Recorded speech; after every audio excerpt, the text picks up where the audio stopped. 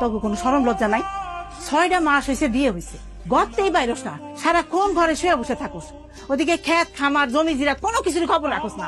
তবে ওই কাণ্ড কারখানা দেখা আমারই শরমে মরে যেতে ইচ্ছা করে। মা মা কি হয়েছে চিল্লাই কিছু? শোনো, আজকের পর থেকে তুমি যদি আমার খাওয়াইতে পারো নিজে রান্না করা, তাহলে খাওয়াইবা।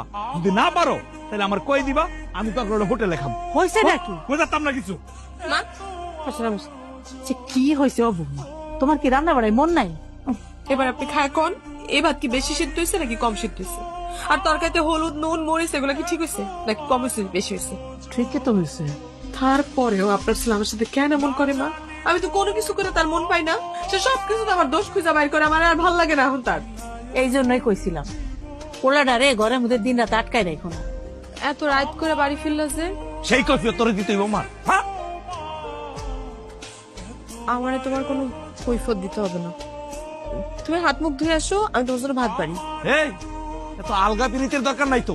আমি খাইয়েছি, আমি বাড়ি থেকে খাইছি, ঘরে খামু না। আমি রান্না করে নাই, আম্মা রান্না করছে। ও এই কথা না? তুমি তাহলে জমিদারের নাতনি সাজ্জা পেকম তুলে বসেছিলে না, আর আমার মারে দিয়ে বান্দিগিরি করাইছো। তুমি তো বলছো যে আমার রান্না তোমার পছন্দ না, আমি নাকি রান্না করতে পারি না, এই জন্য আম্মা রান্না করছে আজকে। আর তুমি বসে বসে গিয়েছো না, কোন জায়গায় আমার মারে তুমি সেবা করবা, হাত পা টিপা দিবা, তা না জমিদার সাজ্জা বসে দিছো। তুমি কি কইতেছো এগুলা? যাও তুমি আজকে থেকে মার লগে ঘুমাইবা, মারে সেবা করবা, দিন রাত 24 ঘন্টা আমার হাত পা টিপা দিবা। যাও। তুমি এমন করে কথা কইতেছো কেন? মানে আমার কি তোমার সহ্য হয় না?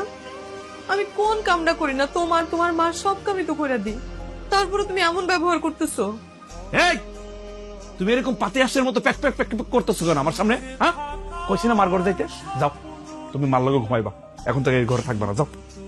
আমি তোমার কাছে এতটা অসহ্য হয়ে গেলাম? হাও হইছো। তুমি এমন করে বলো কেমনে আমারে? এই 2 দিন আগেও তো তোমার মাথায় হাত বুলাই না দিলে তুমি ঘুমাইতে পারতা না। ঘুম দিয়ে উঠে আমারে না দেখলে তোমার দিনটা ভালো যাইতো না। মা কোনো কামে ডাকলে তুমি আমারে যাইতে দিতা না, আমারে না দেখলে তোমার কলিজা শুকায় যাইতো। আজকে তুমি আমার এমন করে কইতেছো, হঠাৎ করে কি এমন হইলো যে তুমি এখন আর আমারে সহ্য করতে পারতেছো না? এই যাও না।